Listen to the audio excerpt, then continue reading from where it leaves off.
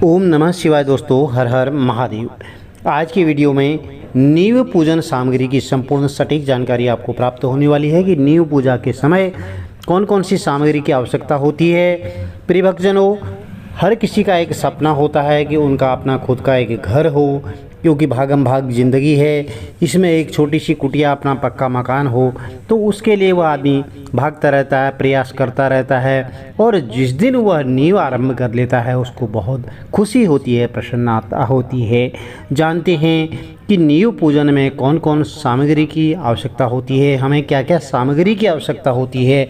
आप संक्षिप्त रूप में भी ला सकते हैं और इस सामग्री को विशाल रूप में भी पूजन करवा सकते हैं, बड़ी पूजा भी करवा सकते हैं। तो जानते हैं सबसे पहले कौन कौन सी आवश्यक सामग्री की आवश्यकता होगी, ज़रूरत पड़ेगी। सबसे पहले है धूप बत्ती की आवश्यकता पड़ेगी। दूसरा, कपूर की टिकिया आरती के लिए ज़रूरत पड़ती है। रोली है, मौली है, सुपारी कम से कम 5 दाने सुपारी चाहिए। जनेऊ 5 जनेऊ लेके आइए। लौंग है 5 से 10 ग्राम के बीच में लौंग लेके आइए। इलायची है, रुई बत्ती है, पीला चंदन, हल्दी गांठ 5 कम से कम आवश्यकता होती है हल्दी गांठ की। बूरा या चीनी 100 ग्राम। चावल की आवश्यकता होगी। शहद की आवश्यकता होगी।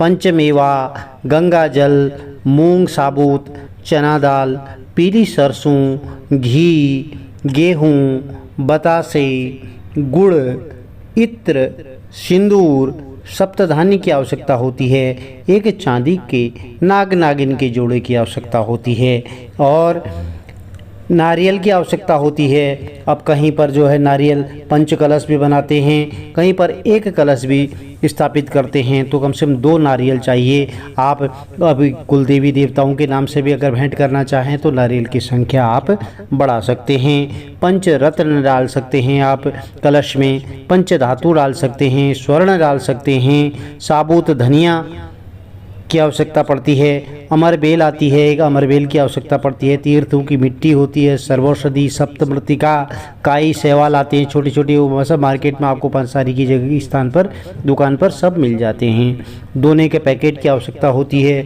पूजा वस्त्र लाल रंग का एक लेके आए हैं, पीला है, सफ़ेद है। तांबे का लोटा एक मुहूर्त के लिए चाहिए, ढक्कन सहित होना चाहिए।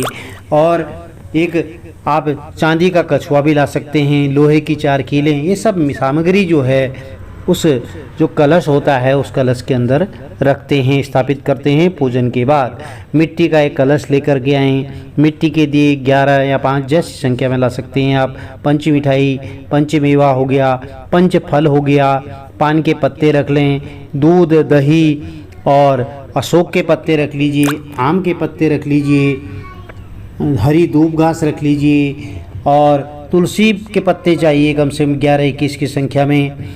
थाली चाहिए 2 घर से। लोटा लेकर के आए पुराने वाले जो यूज करते हैं घर में। गिलास हो गया, 2 चम्मच, कैंची, दरी, आसन बैठने के लिए, माचिस चाहिए। अब कई लोग क्या है सब सामग्री लेके आते हैं लेकिन माचिस भूल जाते हैं, तो यह सब चीज़ें इनका आपको ध्यान रखना है। इस लिस्ट के अनुसार आप करेंगे तो आपको सारी सामग्री उपलब्ध हो जाएगी। पूजा के लिए जल चाहिए, पूजा के लिए चौकी है। थोड़ा सा आटा पाउडर लेके आएँ कम से कम 100 ग्राम, जिससे जहाँ पर खुदाई करेंगे वहाँ पर रंगोली बना सकते हैं 4 कोने पर जो है। और सिक्के रख सकते हैं। पंचशिला चौकोर 5 पत्थर की शिलाएं होनी चाहिए या 5 ईंट रख ले आएँ। आपके आसपास में यदि शिला मिल जाएँ तो आप पत्थर की जो है 5 शिलाएँ, 5 पत्थर साफ सुथरे जो है 5 चौकोर पत्थर लेकर के आएँ। उसके लिए सीमेंट, बजरी, पानी और विश्वकर्मा भगवान की पूजा के लिए औजार। तो यह सब सामग्री की आवश्यकता होती है घर बनाने के लिए, नींव में जो है स्थापित करने के लिए। तो प्रिय भक्तजनों, यदि यह छोटी सी जानकारी आपको अच्छी लगी तो चैनल को लाइक कीजिए, शेयर कीजिए, सब्सक्राइब कीजिए, साथ में बेल आइकन अवश्य प्रेस कर दीजिए, जिससे कि आने वाली वीडियोज़ की नोटिफिकेशन आपको ठीक समय पर मिल सके। यदि आपको पूजा विधि की आवश्यकता होगी तो आप कमेंट के माध्यम से ज़रूर अवगत कराएँ, आपके लिए पूजा विधि भी बता दी जाएगी।